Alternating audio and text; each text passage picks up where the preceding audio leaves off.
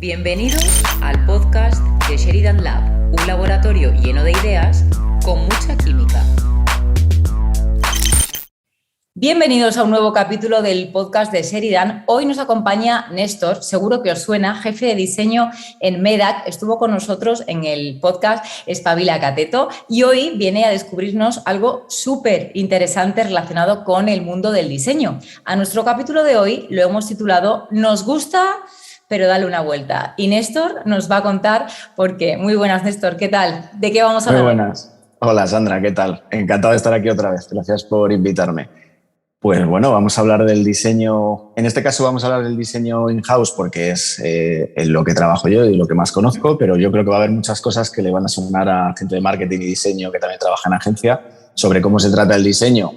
Primero in-house y ver qué problemas o qué herramientas tenemos, pero también eso que comentas del título, que tiene relación con las validaciones de diseño, que es quizá la parte más interesante y donde hay más fricciones y más movidas, con el dale una vuelta. Pero dale una vuelta que esto... Así que a ver. Genial. De hecho, voy a empezar preguntándote algo que yo creo fundamental y es cómo de importante consideras que es aplicar la pedagogía en el diseño, que se habla mucho de ella, pero queremos saber un poco cómo es. Muy interesante esta pregunta, Sandra. Al final, diseño, como cualquier disciplina o profesión, tiene mucho de trabajo interno que evidentemente el resto de profesionales, por ejemplo en marketing, que nos relacionamos mucho entre diferentes profesiones, pues no tiene por qué conocerse. Alguien de paid no tiene por qué conocer en profundidad cuál es el proceso de diseño. Entonces, esta pedagogía que me preguntas, nosotros, por ejemplo, en Medac la trabajamos a dos niveles, la trabajamos interna y externa, porque viene muy bien tanto para los equipos de diseño, que suele haber, evidentemente, cultura del diseño, y entonces se trabaja mucho a nivel interno para fomentar creatividad o co-creación, etcétera, y para entender el diseño, pero hacia afuera la pedagogía la consideramos, y esto yo le doy mucho la turra al equipo, porque consideramos que la pedagogía es muy interesante a la hora de casi hacer proselitismo del diseño, es decir, casi de convertir a gente a que se vengan con nosotros a entender el diseño hacia afuera. ¿Por qué? Pues porque al final, al ser un proceso complejo que está socialmente como muy identificado con el arte y con cierto elitismo, vamos a decirlo así, no se entiende que el proceso de diseño puede ser, o el diseño es una herramienta para solucionar algún tipo de problema o mejorar algo o aplicar algún tipo de solución a cosas que salgan tanto dentro de la empresa como en otros ámbitos. Entonces, claro, diseño, entendido ampliamente, se tiene que entender. Y normalmente esto hace que las personas nos aproximemos. No, me voy a poner en primera persona, pero en realidad, claro, a mí no me pasa porque yo trabajo de esto, pero nos aproximamos al diseño desde el punto de vista emocional. ¿Y qué pasa? Que de ahí viene el título del capítulo. Me gusta o no me gusta, pero claro, dale una vuelta. Claro, dale una vuelta y ya está. Entonces, el problema está en que ese tipo de feedback lo que hace es que empobrece el proceso en el que el diseño entra, por ejemplo, en una campaña. Si yo como diseñador presento una propuesta y tu feedback es me gusta, primera cosa que es has hecho un juicio de valor porque estás aproximando desde tu experiencia y tu entendimiento puntual y además me dices, pero dale una vuelta, pero no me dices qué vuelta, pues claro, el problema está en que no me estás dando el feedback correcto porque no estás entendiendo ese diseño como algo que es funcional y que tú has pedido de una manera y entonces yo te lo doy de esa manera. Entonces, ¿qué pasa? Que la pedagogía hace mucho a favor tanto de la presentación de un proyecto hacia afuera como que esa persona que está en marketing, por ejemplo, tenga conocimientos de diseño, no conocimientos técnicos, sino a la hora de evaluar una propuesta, saber decir, pues esto me funciona o no me funciona para lo que yo he pedido. Entonces, esa pedagogía también cala hasta a gran escala. Es decir, en una empresa arriba, en dirección o en los stakeholders, que a veces en proyectos transversales hay mucha gente que interviene en los proyectos, pues al final eso cala. Y que haya una cultura del diseño general que se entienda como el diseño que es algo estratégico y no algo, digamos, artístico que tiene una idea feliz alguien en la ducha y lo lleva a un diseño en blanco, que esto pasa mucho, que eso también es culpa mucho de diseño de los diseñadores durante años de darse ese aire digamos, de artístico. Yo no digo que, porque ahora hay muchos diseñadores que se están viendo, están cagándose en mi prima, en realidad No digo que el diseño no tenga esa parte artística en muchas disciplinas, Pero si lo llevamos a un diseño más extremo de algo, digamos, funcional, el diseño industrial es un gran ejemplo de esto. El diseño de un coche. Un coche tiene un montón de decisiones estéticas, pero sobre todo están supeditadas a un montón de decisiones de eficiencia, de fabricación. Funcionales, claro. Funcionales. Y no deja de ser estético. Y todos nos aproximamos a los coches con esto. Me gusta o no me gusta. Pero bueno, ahí somos clientes, vamos a pagar por él y puedes saber más o menos. Pero cuando estás evaluando una propuesta, es casi contraproducente que si no hay esa pedagogía del equipo de diseño hacia afuera, que las validaciones del proceso sean me gusta o no me gusta, porque son juicios de valor que tampoco resuelven nada. O sea que, bueno, la pedagogía del diseño es una labor de gotita malaya de poco a poco, pero en mi experiencia compensa mucho en organizaciones, sobre todo porque un cliente puntual es más difícil en la agencia, pero también se puede, pero en organizaciones grandes compensa mucho porque es algo que va calando y se va valorando el diseño desde el punto de vista que debe ser. Pues no sabes cuánto me alegro, Néstor, de que hayas tocado este punto explicándolo tan bien, porque yo creo, que como bien dices, ¿no? En agencias igual es diferente, pero en la mayoría de las empresas a nivel diseño pasa esto, ¿no? Que al final, si no existe o si no se aplica esa pedagogía, porque existir existe, si no se aplica, puede haber incluso, problemas serios que seguramente vamos a tratar a lo largo del podcast. Tengo una segunda pregunta para ti. Nos gustaría conocer, a mí la primera, esta metodología que aplicas o que aplicáis a los diseños. Háblanos un poco de esto.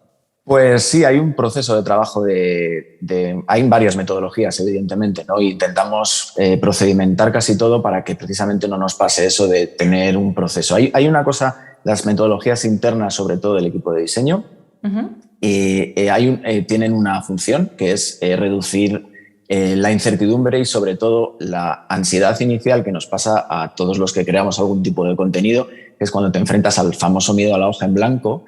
Eso es una metáfora que representa que cuando alguien tiene que empezar algo de cero, enfrentarse a intentar tener una solución desde el principio genera tal ansiedad que bloquea, es bloqueante. De hecho, no hay nada peor que hacer los famosos brainstorming en frío, ya sea cualquier disciplina, de sentarte en una mesa con un equipo y decir, tenemos que solucionar esto a ver qué se os ocurre. La primera reacción siempre, por cómo estamos configurados a nivel psicológico, nos pasa a todos, es una reacción contraria a lo que debería, que es, me genera ansiedad porque tengo que tener una idea feliz y no se me ocurre nada. Esto nos pasa a todos al final. Te dicen, tienes que tener una idea genial para... No lo sé, me saco completamente de esto. Tienes que dar un pequeño discurso en la boda de un amigo. Y no puedes tener la idea del discurso en el minuto 1. ¿Qué haces? Te paras a pensar. Y recopilas y recabas información y buscas fotos y haces un proceso de investigación de qué te gustaría contar y qué no. En un proceso de diseño es lo mismo. Hay que tener un proceso de investigación previo, hay que tener un proceso de búsqueda de referencias, hay que tener, llamamos a hacer un mood board, que es hacer como una especie de tablero en el que pones referencias. Y entonces, incluso sesiones de co-creación con el equipo, que a veces las hacemos también, en las que ponemos en común diferentes líneas, ¿no? Mira, pues yo he tirado por este diseño, yo he tirado por esta otra propuesta y tal. Se ponen en común, se analizan, se mejoran, se mezclan. En fin, el proceso puede ser tan complejo como queramos. Entonces, esa metodología o este tipo de trabajos que hay detrás lo que buscan es quitar esas fricciones. Y eso sería interno. Y luego están las metodologías externas a la hora de trabajar dentro de una empresa grande ya como es Medac, que genera muchos assets, muchas aplicaciones y que, digamos que es ligeramente distinto a cómo se trabaja. Tener muchos clientes, digamos que está más atomizado todo y a lo mejor vas a campañas más puntuales, pero aquí necesitamos ser muy rápidos. Medac en concreto es una empresa que va a toda caña, entonces necesitamos ser muy rápidos y muy eficientes, es decir, tenemos que sacar algo bien hecho y en poco tiempo. Normalmente una campaña, por ejemplo la del cateto que vimos, aprovechaba un soporte que era la lona de sol, que era una oportunidad porque accedimos a un momento específico en el que estaba disponible y entonces hubo que hacer algo muy rápido. ¿Cómo trabajamos esto? Pues tenemos un concepto que son las líneas de diseño. Las líneas de diseño son básicamente como grandes líneas maestras de tipos de diseño, para explicarlo así un poco fácil, en el que cada diseño es muy diferente del otro, cada línea es muy diferente y tienen aplicaciones diferentes, específicas. Por ejemplo, nosotros en Medac tenemos 3 grandes. Tenemos la línea promocional y la línea persuasiva. Tenemos más, pero estas 3 son como las troncales. ¿Y en qué se diferencian? Estaría la corporativa, ¿sí? Luego la... ¿Me has dicho? Promocional, y la persuasiva. La persuasiva, vale. ¿Qué se diferencian? Básicamente son diferentes niveles de comunicación visual y diferentes usos. La corporativa sería la que está más cerca de la marca, la que menos cambia en el tiempo, es muy estable y son aplicaciones en concreto como, por ejemplo, los temarios que utilizan los alumnos de los grados o de los másteres. Esos son todos iguales y son estables en el tiempo, son muy corporativos. Los documentos corporativos que maneja la empresa para hacer informes o PowerPoints. Esa es la línea corporativa. También en los centros estaría dentro de esto. Hay como muy establecido y muy corporativo. Luego está la promocional, que estaría a medio camino, que lo que hace es que innova un poco, mete más elementos decorativos y tiene como más aplicaciones externas. Por ejemplo, los PDFs de las titulaciones de información a los alumnos. Pues eso tiene algo más de maquetación, tiene un tipo de diseño diferente, no muy diferente del corporativo, pero utiliza a lo mejor elementos un poco más decorativos, como he dicho. Entonces está ahí, pero no deja de ser algo más bien sobrio. Y luego está la persuasiva, que es la publicitaria, que es el rock and roll, que es donde jugamos vamos a hacer algo aquí que nos funcione muy bien, pero que sea diferente visualmente. Entonces, claro, aquí pasan cosas, como por ejemplo que dirección suele ver esta línea como más agresiva y cuando te sales un poco, pues suele haber más resistencia a la hora de presentarlas, pero luego les funciona muy bien porque es muy llamativa. Claro. Entonces hay que buscar ese equilibrio. Esta es la que más suele cambiar, solemos cambiarla con cada campaña, una vez al año, me refiero a campaña anual, y es muy modular, de tal manera que si somos muy rápidas es porque podemos sacar una creatividad en horas, porque partimos de una especie como de plantilla modular en la que tenemos unas fotos, unos elementos decorativos, unas tipografías y las mezclamos para tener más o menos esa línea. Entonces, bueno, esta es como nuestra metodología base. ¿Qué es lo siguiente de esa metodología? Explicar esto, contarlo. Entonces, a principio de año lo que hicimos fue hacer una sesión con marketing, en este caso interna, para contarles cuáles eran las líneas, porque es verdad que se estaban trabajando, pero no se había hecho esa pedagogía del diseño que comentábamos antes. Claro. Y hicimos primero una revisión interna de qué líneas, porque había cosas que estábamos aplicando mal, y cuando lo establecimos muy bien, las definimos, presentamos la campaña de este año, la nueva persuasiva, y aprovechando eso, explicamos qué diferencias había entre ellas. ¿Cuál es la conclusión de esto, la consecuencia positiva de esto? Que ahora cuando hacen un briefing cualquier compañero o compañera de marketing, normalmente ya sabe en su cabeza qué línea encajaría mejor en la propuesta que está haciendo o si hay que hacer una distinta, que también puede ser. Y normalmente los briefings ya vienen con esto es línea persuasiva o esto lo vamos a hacer más promocional. ¿Por qué? Porque en el fondo les hemos educado y ellos tienen una herramienta estupenda para saber pedir las cosas y ahorra mucho tiempo, porque yo ya no tengo que preguntar ¿qué hacemos con esto? ¿Qué tipo de información? ¿Cómo es una valla, pero dónde está? Pero no, esto es persuasivo porque es publicitario, porque y ya está, iba todo como un tío. Ojo que igual estamos descubriéndole la pólvora a muchas empresas que parece cuando lo cuentas y además lo cuentas muy fácil, lo cuentas muy sencillo, que pues esto, ¿no? Que es coser y cantar. Pero yo no creo que todas las empresas sigan esa metodología o ese procedimiento. A ver, depende mucho de quién esté al mando del diseño y sobre todo depende mucho de la dimensión de la empresa, porque esto de las líneas evidentemente no lo hemos inventado nosotros. Esto de las líneas de diseño es un concepto estándar, pero cómo se aplique es, digamos, muy determinante. En las empresas es lo que hablábamos antes. Yo todavía estoy ahí todos los días dando pico pala ahí, comiéndole la oreja a según qué gente para que haya cada vez más educación de diseño y se entienda el diseño como algo estratégico que puede influir en el resultado. Es difícil porque las empresas tienen tendencia a tener el foco en otro tipo de recursos estratégicos y el diseño suele ser algo secundario, pero bueno, está ahí. Entonces, claro, depende un poco también de que la empresa sea receptiva a trabajar así, que marketing tenga un equipo que sea capaz de soportar ese tipo de trabajo, porque es verdad que es eficiente, pero requiere de recursos. No es algo que sea más fácil de hacer que otra cosa, pero sí que es más fácil que empezar de cero una campaña cada vez que tienes que diseñarla, por ejemplo. Esto se puede hacer en una empresa a nivel estable y se pueden hacer ciclos más largos. Te funciona una campaña, la puedes mantener 2 años o no, la tienes que cambiar cada 6 meses. Pero bueno, al final sí es verdad que depende mucho del tipo de empresa y del sector en el que esté.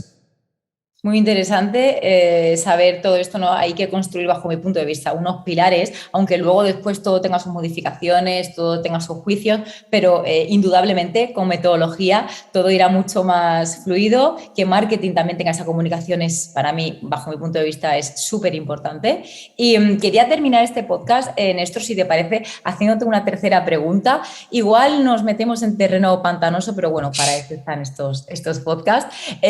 Y quiero preguntarte algo. A ver, me preocupa, no sé cómo será en tu empresa, pero me preocupa las validaciones de diseño en general. Es decir, ¿existe también una metodología para esto? ¿Cómo te enfrentas a estas validaciones? Es una pregunta estupenda. El título del podcast es justo eso. Lo que hablábamos al principio.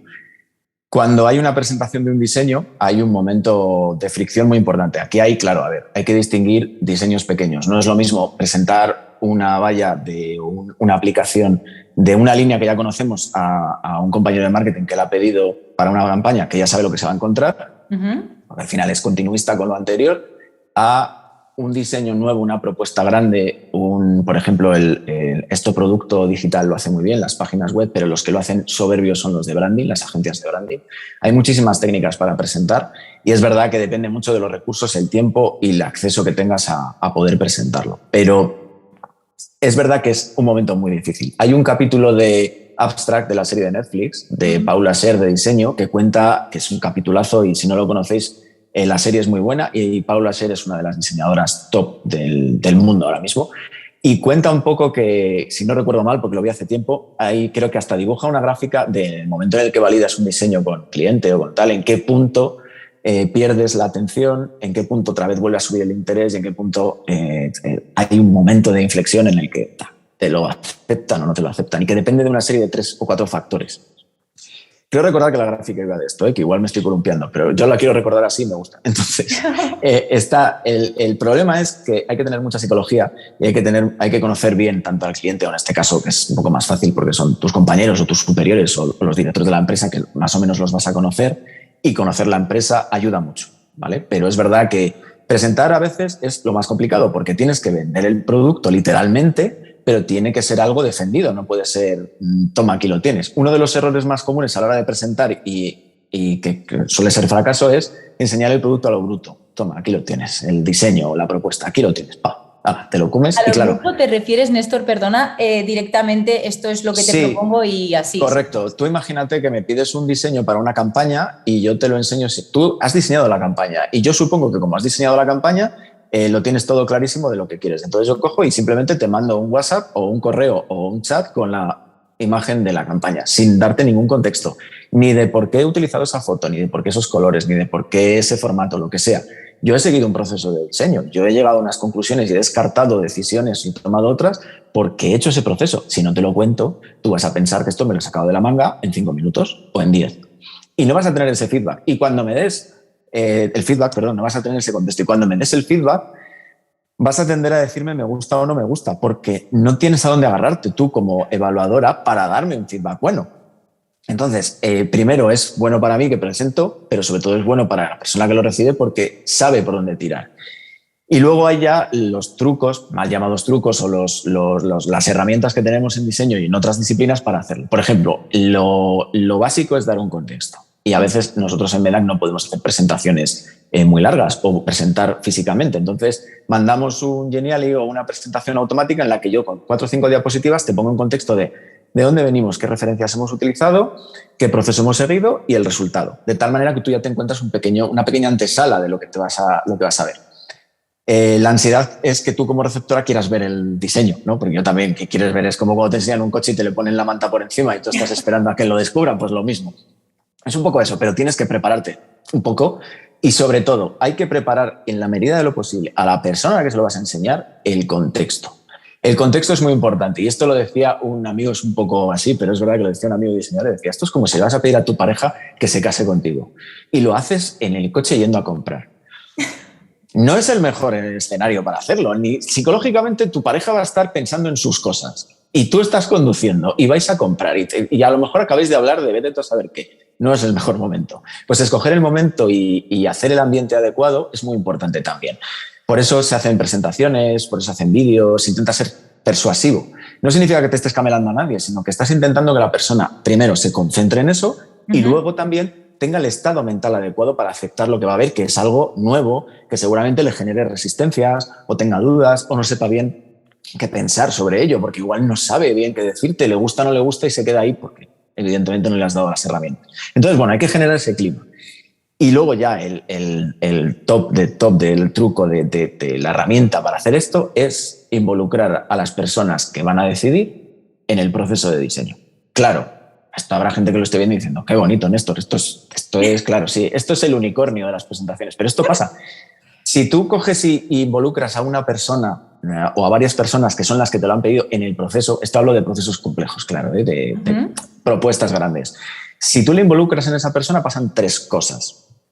La primera que pasa es que toma decisiones contigo y, por lo tanto, cuando se enfrente al resultado final, le van a sonar muchas cosas, con lo cual ya tienes ahí una primera parte.